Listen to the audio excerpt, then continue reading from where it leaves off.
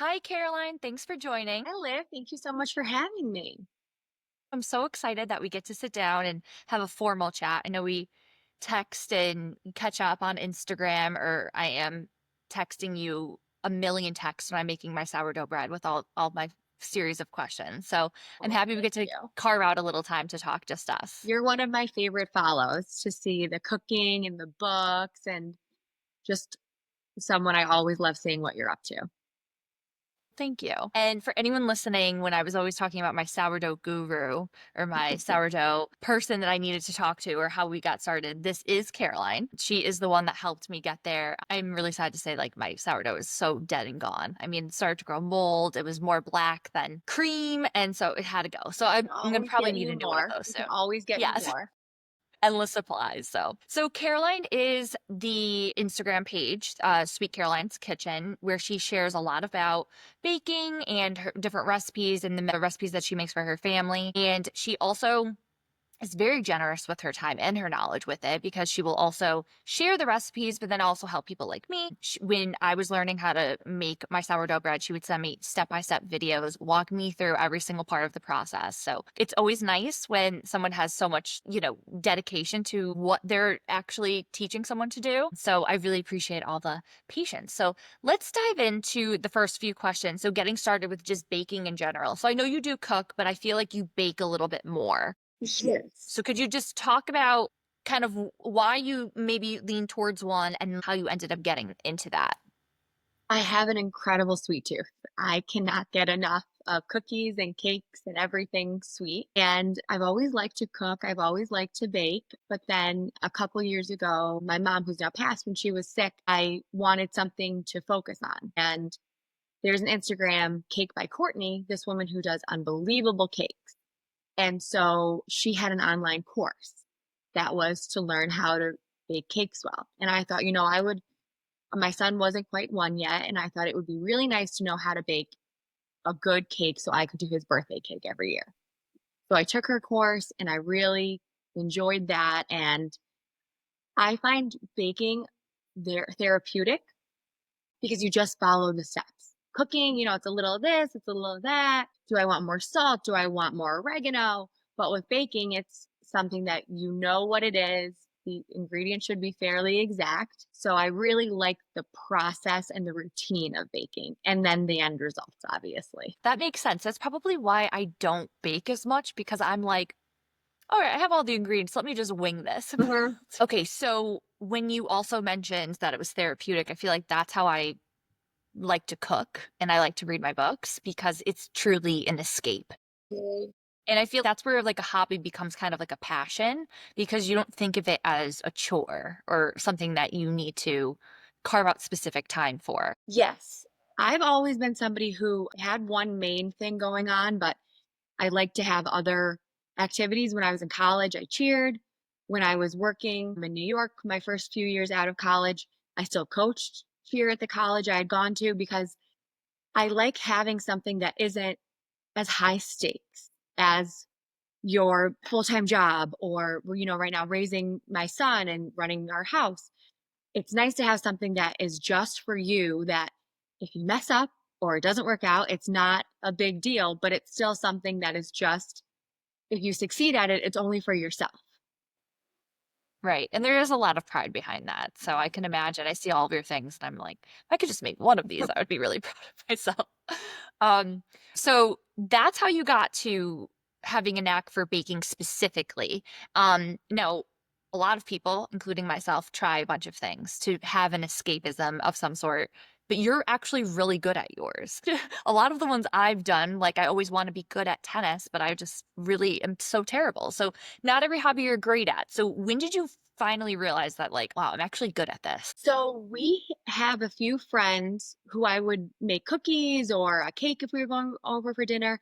And they started encouraging me, you have to start selling this. You have to make an Instagram page. You have to see what it can become. And so it was probably other people, which I think that comes to I don't want to say self doubt, but just, anyone can make a chocolate chip cookie. But it was probably some of our friends saying, you should explore this. You should see what it could be. And then I do unfortunately spend a lot of time on social media. So now my Instagram page that is my baking, I think, first of all, I wasn't sure everyone cared about seeing it on my page where I post my little guy. And, I don't think everyone there wants to see every brownie that I make. But I thought maybe if I made a page that was for that, then the people who wanted to see that and somewhere where I could post it and to your point, be proud of it. This is a part of my life and this is something that I do and I'm going to give it its own little home. And so I think it was probably some of our friends though giving me the push to do it. And then when, as you know, when you start sourdough, at first it's so confusing and then you kind of get it. So you want to bake a lot of bread because you want to get it right. So then I was just giving bread to people, which I love giving bread to people. And but I was baking so much that also kind of felt like, well, maybe there could be some people that would want to buy the bread. So that was how that kind of all was circling around the same time. Yes. So it's not even so the Instagram page became just a way for you to share all of the things that you do bake, but then also became a platform where people were starting to reach out for you for orders. Yeah. Mhm. So I know that I've done a few one-off orders and things like that with you. I know you usually set like a list kind of for the holidays, which is fun. So I think your first season doing it was Christmas, right? How did that go? So the first was Thanksgiving because I did the pumpkin and Right, you did do the the pumpkins. pumpkin, Yes. Okay. and that was Forgot about those. really like crazy because I had no idea what I could do out of my home kitchen, my oven. And I think had I was so overwhelmed with how many people thought that they looked nice enough and also that were kind enough to include me in their holiday table. So I think I ended up with somewhere around 40 to 50 pumpkins for Thanksgiving. And that was very fun. And it was a couple long days, but I really liked it. And it was definitely gave me the push to want to do it again for Christmas, but also realizing, okay, I could be in my home for the 3 days straight before Thanksgiving. I can't do that before Christmas. So it also did teach me a little bit about boundaries and what I can say yes to and what's manageable. But Thanksgiving and Christmas holidays were very fun with baking and getting to feel like I was part of people's celebrations or that I was bringing a little something fun to their table.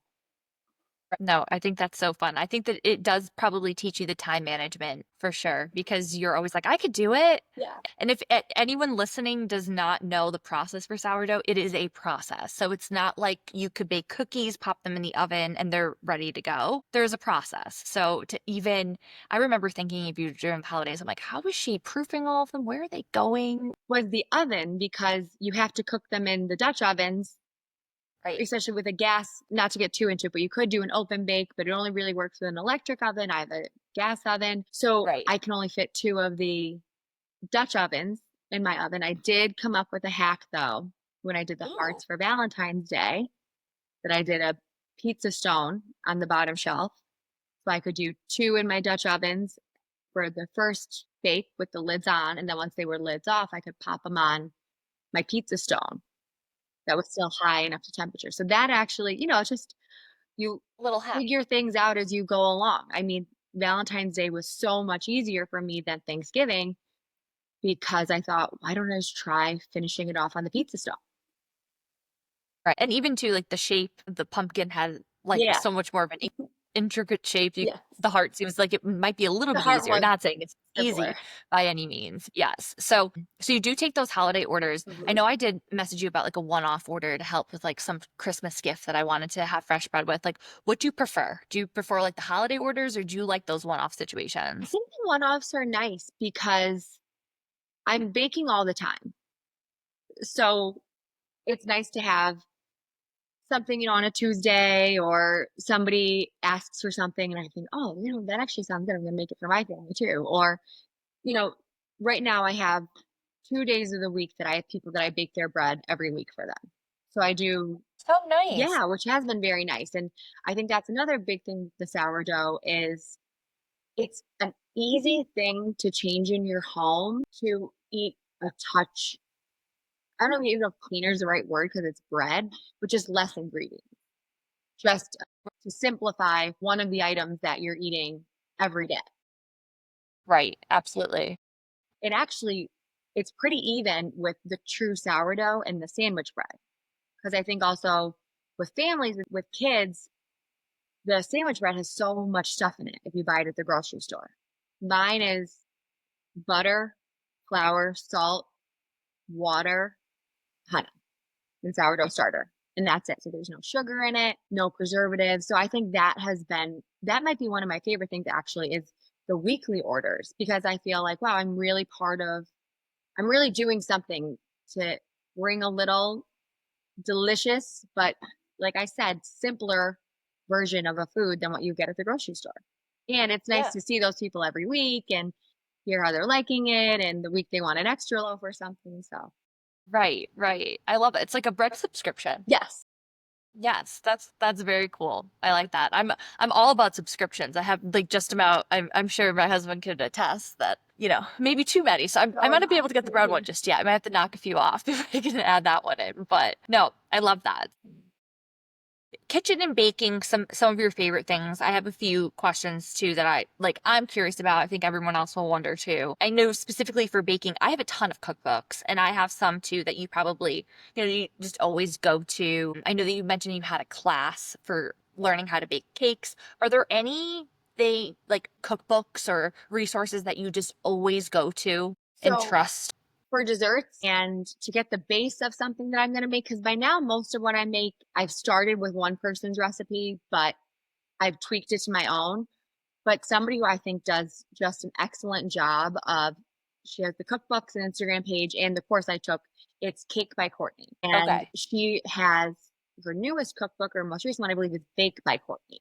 So it goes through all the basics of baking brownies, cookies, not just cake. Got it. So that I think for baking, she's an excellent resource to get started with. And then I mean with sourdough, there's a lot of good online recipes out there. It is temperamental to where you live. I did help out a friend in Texas with her recipe when she was getting started with it. And we talked through one or two things with the climate and the humidity and everything in Texas is different than it is Right. here. And even I've noticed as the seasons change, because I've been baking sourdough about 2 years now, that there's changes depending on the time of year with how the process will flow from start to finish. Yeah. That's great. When I started making sourdough, I would see everyone posting about it and their process, but it's very, very overwhelming. I have one of my best friends, she tried to do it well before I even started doing it, and it kind of flopped at first. So I know it's really, really tedious, and I feel she was just reading a recipe, and you really do need someone's like step-by-step guide, like what you did. And would you agree there's really not like a lot of resources out there for sourdough that are that in depth? I haven't found one that is truly step by step. Here's the step, here's the video, here's the step, here's the video. I maybe if I explored more on YouTube, I would have found it, but everything I found was written recipes. And how you said it was helpful having me, who's gone through the process, walk you through it the first few times. I had a girlfriend who she had been successful at sourdough, so I had a resource to ask questions to. But I do think it's a daunting thing to start making without that resource because once you start it, it's simple. You mix it, you fold it, you let it sit, and you bake it. But it's words that aren't used in other forms of cooking. So I think that is what is fold? It sounds like from Schitt's Creek, fold in the cheese, Right. fold in the cheese. What is a stretch and fold? Right. So you were actually the first person that I taught. So it's funny because the text messages I sent to you in the order I sent them in, I now have sent those to 2 or 3 dozen people now to help them learn. But it is just because it's something I think is so simple, but can feel very overwhelming when you're just reading the recipes. So having done it for you to start and now being able to share it, I think that's one of the great things about sourdough. You share your starter and it's a community type of cooking.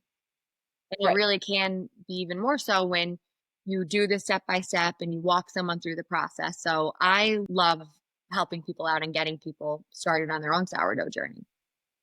And even all that being said, I'm sure that you would help people like if they reached out to you, step by step, you would definitely do that. Would it ever interest you to do something in person, like hold a sourdough workshop or I definitely would. I would have to figure out where, and again, the logistics of, and we do have some women in our area who teach it very successfully. And because it is, you have to have it all timed right to being able in 2 hours to show everyone all the steps that you do over a 24-hour period. right? Um, but it definitely is something that I would like to do at some point. And I love when I am helping someone get started and they send me a picture of their first loaf of bread. It's like the best feeling. I'm like, oh my gosh, cut it open, send me a crumb shot. And they're like, I've done you're that. I crazy. have been there. But I remember too, part of the videos that you would send and you would say like you would push on your dough and like this is how it should bounce back to you. So I'm watching yours, I'm watching mine. I'm like, okay, it is doing the same thing. And like you can just never get that from reading a book Yes. And that of was recipes. the first video I send in my text thread that my text course is this is what active starter looks like. This is what you can bake with. And I've had a few people say that was the most helpful because you don't know what you're looking for. And it is, and people that do have the recipes online, they do beautiful photos and they explain it, but there's something about the video aspect and just the simplicity of I'm going to look at this text thread and figure it out from there. I picked up my sourdough from you, the starter at first. I'm like, so I just like go into it. You're like, no, no, you need to feed this. You need to like this is not ready to go. So like exactly, like you don't know until you're actually in it. And I feel it was so overwhelming at first getting all this stuff. But once you get started, you're like, oh, this is It great. exactly, and that's why I like getting people started because it's so simple and it's so nice to have a fresh loaf of bread in your own home. That is just there's nothing better than a warm loaf of sourdough. I know we were that was like a snack. After dinner, you want a snack, you grab a piece of sourdough. I know Matt definitely misses the sourdough for sure, but I do have to get back into it. But so just in baking in general, like I know Easter's coming up. I know you have some sourdough bunnies going out the Sourdough door. bunny. So not even so much like that. Is there anything that you're maybe thinking about baking in the future or something that you have never baked before that maybe you're a little nervous or like a dream bake thing that you want to do? So macaroons are so intimidating to me. Those are I just wouldn't even know where to begin. They really I don't know why those are like my Mount Everest. At some point I'll try them, but that is where I'm like, I don't know. I don't think I can do that one. They're also just so pretty. I'm okay, everything I make needs to kind of be a little bit ugly. Even though your sourdough loaf is not maybe the prettiest, it's still Yeah, delicious. But I feel like part of the allure with French macaroons is how pretty they look. So exactly.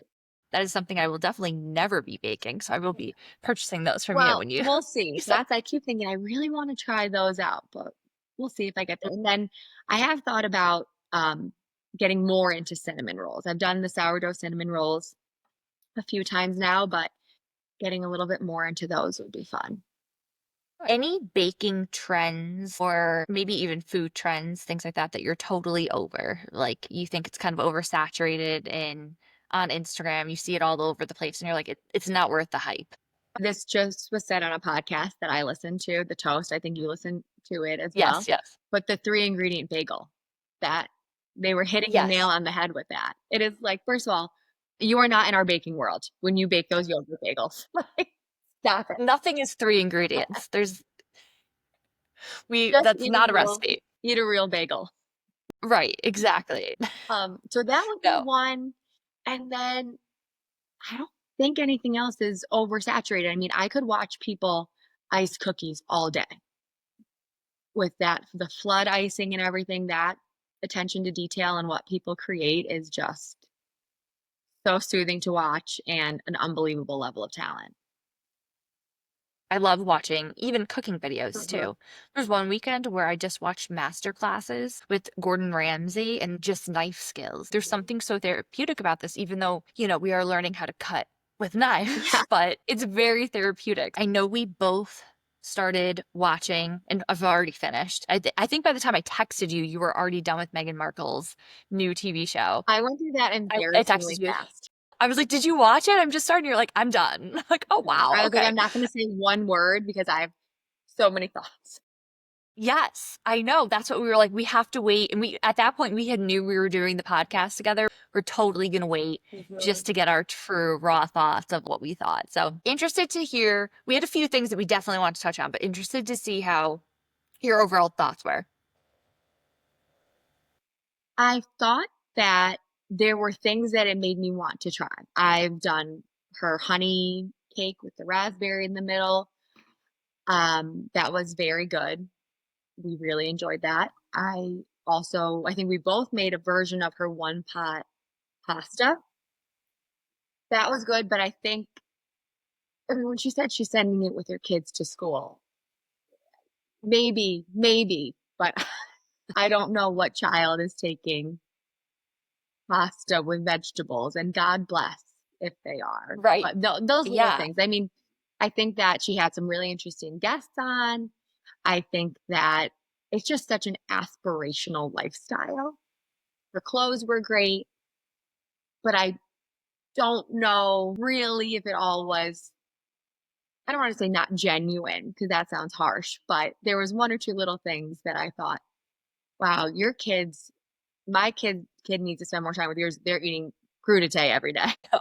That's actually one thing I did try to make the crudité platter. I'm like, this does not look like yours, and I want my crackers with my Yes. hummus. I'm sorry, I just do. I felt similarly. I felt it did overall watching it did Mhm. inspire me. So, like you said, we tried some of the recipes. I used a version. I got the idea to cook branzino for the first time when we were watching that show. So I felt very inspired watching it. I liked the what she was doing. I feel like she was getting so much hate Yeah, and for that's why I for didn't a wanna lot say, of like, it. I not Right, genuine, like, I don't know her, so I have no idea whether right, or not exactly. she's genuine. I was always telling people, I'm like, "This is like your favorite influencer. Like, you're getting a show of, like, their life, and if you were a true fan of theirs, you would think this is great." Mhm. So, I feel that some people were really, really harsh, like her repurposing her peanut butter pretzels and putting them in a new bag. Well, you don't need to make peanut butter pretzels if someone makes them for you. She's just trying to make it look Yeah. pretty, and I feel I do a lot of just making it look pretty. So it's just low lift things. Yeah, You don't have to go and bake a cake every time. I think So it's I also very much that it was sold to us as a cooking show. I think if it was yes, Meghan Markle's doing a lifestyle show or a yes, hostessing show, I think that was, and maybe that was just what the general population, we thought it was a cooking show, because to your right, point and how I said it's an aspirational way of life, and how you said it inspired you. Definitely. There, I hadn't had fresh flowers in my kitchen in a few months, probably because of the winter, and I watched that show and I thought, "Why haven't I had flowers in my kitchen?" And now I'm I'm getting a new flowers every week. So, it was. so little things like that. But Yes. yeah, I definitely felt I think I texted you. The one thing I did say was, I just don't know what this is. I Mhm, like it a lot, but I'm just kind of confused. It wasn't a cooking show. She was learning, but then she was also showing us a few things, mhm. but she had was mostly just learning things, which I think is very interesting. But like you said, I was thinking it was going to be like an Ina Garden cooking show. Yeah, and I think it's Joanna Gaines, Ina Garten. These women have so much credibility in the Mhm. world that they're in, and They're known because of what they're doing. yes, Yes. and so I think it was the that people were assuming or told it was a cooking show. I'm curious now, I'm Right. gonna have to go to Netflix and see what it's listed as, Yeah. because it really was more lifestyle hostessing, and there were things I for sure pulled out and thought, "Well, that's a nice touch," and Right. yes. Yes. I know. I'd be curious to see what it's labeled as for Yeah. sure. But, in like even now she has all of her, jams and her honeys. It's like, what are we doing? Are we an entrepreneur? Are we just showing our life? And now she has a podcast and she has all these things. So she's very multifaceted Yeah. within her thing, within her She's a her multi-hyphenate. whole She has a lot going yes. on. Yeah, she does. She does. So enjoyed it. I still kind of and thinking about some of the things for, Yeah. future recipes, and it was a good watch for sure. Watch So season 2 for yeah. sure. Oh, and the music too. I feel like I found that one random Spotify playlist that someone grabbed Oh, I all didn't the know that. music from I'll have to share it with you. Sweet. It is so good. We play it in the kitchen all the time. It's just like our background music at home. It's just such a good conglomeration of really good Yeah. music. So I will share that. It's very good. Okay, enough about Megan. Back to us. What is one of your favorite most used kitchen tools? I feel like people ask me that. I actually have a few friends that are getting married, doing registries. Being past that, having my registry done, I'm like, this is what you need. You do not need this. What is one thing that you think, especially with baking? Because I don't do a lot of that. I think a Dutch oven because you use it for baking, but also I started using it more for soups and stews, and I had been a crock pot user, but once I was buying multiple Dutch ovens in different sizes, now when I make a soup, I'll do it in the Dutch oven a lot. It can be very one pot to make a meal if you do it in the Dutch oven. So I think that's a great item to have for your cooking and your baking. I agree. Mhm. Even searing meat before Mhm. you start the recipe, that you can't do that in a soup pot. So Mhm. very versatile. Yeah. Great. So one ingredient that constantly will always you go to that levels up your recipes that you're making. Pink salt. Pink salt. Pink salt. Okay. Like pink Himalayan Pink salt? Himalayan salt. I think that that makes such a difference than the Morin that I always used. Right. Okay. Now I've got Wait. that for sourdough, but now I bake with it, I cook with it, and I think it makes everything better. And that in a little tip I always say is if you're looking at a recipe for baking and it says 1 teaspoon of salt, do at minimum one and a half, if not two. I think that that is what can really make a baked good delicious is the extra salt. And that's important to note here, especially for someone who does not know much about baking, because you think salt is not like we don't even need salt. Why is there salt even in this recipe? It's supposed to be sweet. So that's very interesting. I think I have that salt because you told me to get Yes. that salt. Mhm. Yes. Okay. My chocolate chip cookies, my regular and my sourdough, have more salt than anyone would expect. But it really it makes the chocolate pop more. And if you're looking, Home Goods always has huge things of pink Himalayan salt. You're right. I do see that. And I'm always thinking, like, who needs this much salt? But I'm just not using it as much. No, but I did. And the thing is, too, like, if you think at the end of the day, salt is a flavor enhancer, right? Like, Exactly. you might have a great recipe, but it does need salt. Mhm. And I think it gets a bad rap that everyone says, like, it's too salty, Yeah. there's too much You're sodium gonna in that. bloat, But none it of really, this. Yeah. exactly, exactly. I did learn that in my master class binge about the different types of salt and when they should be used. So, no, that's great. Pink salt. So everyone needs some pink salt Yeah. in their cabinets.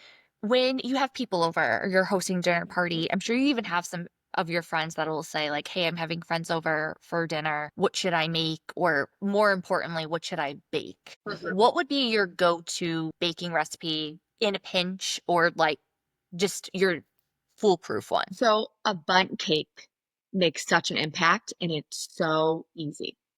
Your guests will really be a little more impressed than, a banana loaf or a pumpkin this or that. There's something about the bundt cake and it's scary because you don't know until the end if it's going to come out okay, but 9 times out of 10 it does. And just add a glaze. You add a little glaze on it if there isn't something right with it.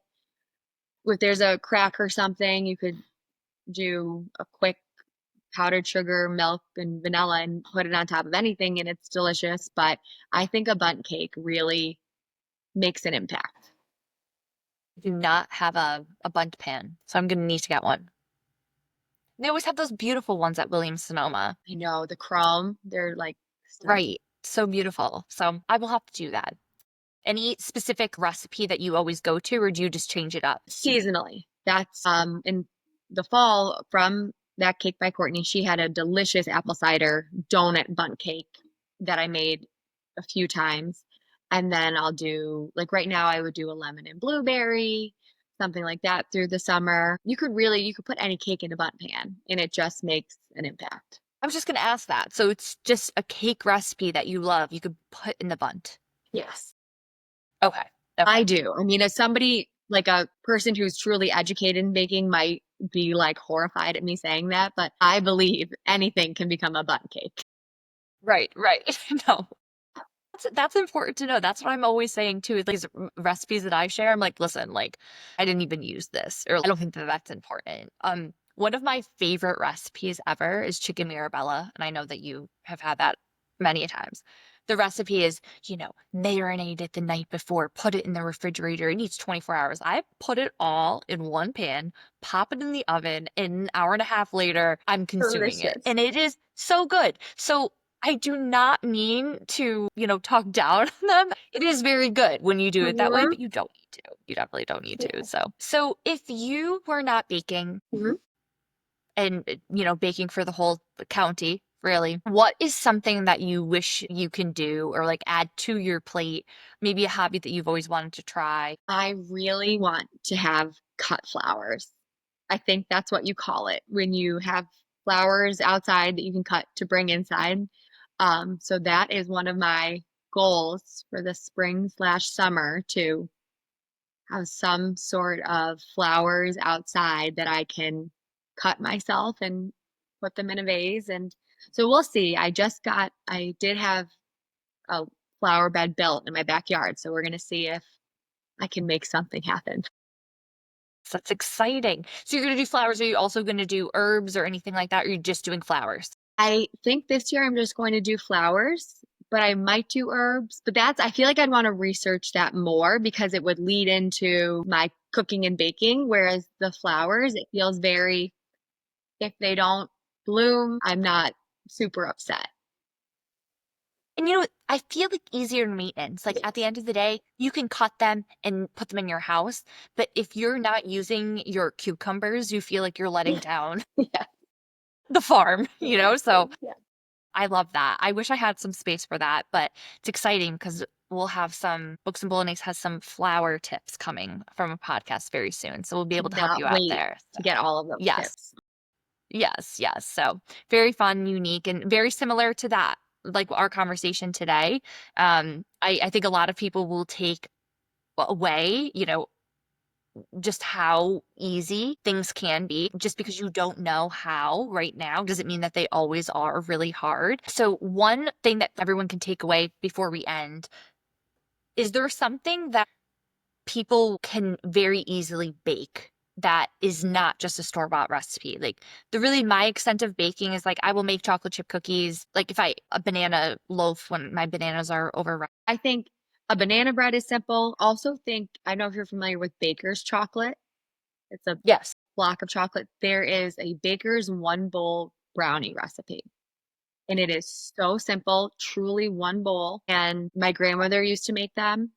And it's still one of my go to brownie recipes, but it is unbelievably simple. If you get that bar of chocolate at the store, I guarantee you, you have every other ingredient in your house. You mix it all in one bowl, put it in the pan, and you have one of the most delicious brownies I've ever had in my life. Okay, I do love a brownie. My dad always made brownies growing up Mhm. too, so that's something we'll have to try. And wow, so they make a big difference. Like Mhm. it's not challenging, you're saying, but you can definitely tell a difference from like something that's store-bought, of Yes, course. or a true Right. box mix. Right. Right. Yeah, I If you know. are It's doing so a box tempting. mix for a cake or something like that, always like add in a sour cream or an extra egg. There's ways to elevate even the box mix. I feel like I used to see those on Pinterest a lot Yeah. too. Take this box recipe and elevate it a little bit. Mhm. So even if you do have to do that because you are in that much of a pinch, there are some little things that you Yeah. can do. And I bake almost everything from scratch in our home, but the other day we were in Wegmans and my 3-year-old saw the chocolate funfetti box and he wanted it so bad. And I thought, why not? We can make a chocolate funfetti cake for the house for the three of us tonight. And Right. so sometimes even those box mixes, I just think if you're baking and you're making the memories and you're enjoying it, it just sweetens up life a little bit. Yeah, actually, I had a friend who just made Matt a birthday cake for his birthday, and it was a very like decadent chocolate cake. It was delicious, but she actually put cosmic brownies, like the little Debbie cosmic brownies Yes. on top. Yeah. And I was like, oh my gosh, that's actually such a good Yeah. idea because it looked really cute. Mhm. But that was her inspiration was the cosmic brownie. And you could put them on top. So you could still incorporate some of those favorites, but For sure. pairing it with something that's a little bit more decadent. That's great. Well, thank you, Caroline. I really had so much fun Thank you for talking to having you. me on. This was such a pleasure. You are so easy to Yes. gab with. Yes, I know. Well, I could gab for days. And it's even though, I do know you and we talk a lot, I still didn't even know a lot of what we talked about today. So I am happy that we got to sit Oh, well, down. thank you. So Thanks for having me.